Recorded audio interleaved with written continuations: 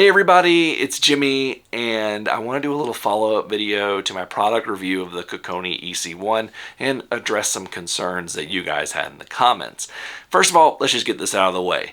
Kokoni did send me the printer to try. I did say that in the video, and my opinion was my honest one. No money exchanged hands. I do really like this printer, and I think it's perfect for a certain model railroader who's looking to do some light 3D printing, but you can watch my whole video and learn more about that.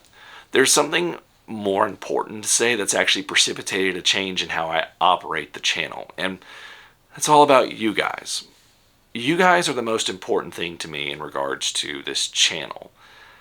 Your viewership, your patronage, all these different things are way more important and mean so much more to me than a company that's sending me free product. And I want to make sure that you guys know that.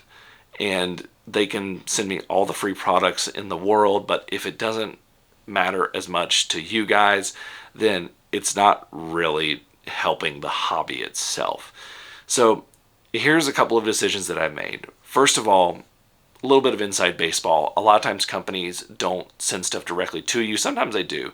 But a lot of times they work through agencies, and an agency reached out to me and sent me this, and they've sent me a couple other things to try in the past as well. And I made the decision after today's video that I was going to end that relationship, and I emailed them and informed them that I would no longer be doing product reviews through them. So that relationship is over. I have no negative feelings. It actually feels a lot better, and I think it's going to be ultimately good for the channel and for you guys. The second thing is a decision on what I review. I have decided to keep everything as close to direct model railroad products as possible. I've done other 3D printers, I've done laser cutters, I've done things like that. I'm going to stick to model railroad products. Maybe a few tools that are specific for model railroading here and there, but I'm going to stick to locomotives, rolling stock, scenery, things like that. That's what I'm going to do. And this is so that I make sure that if it's some information that I am giving out, that it is valuable to you guys. Again, you guys mean more to me than any company that is trying to send me product. And I mean that. And I hope that you guys can take this as an apology for not showing something model railroad centric as a product review.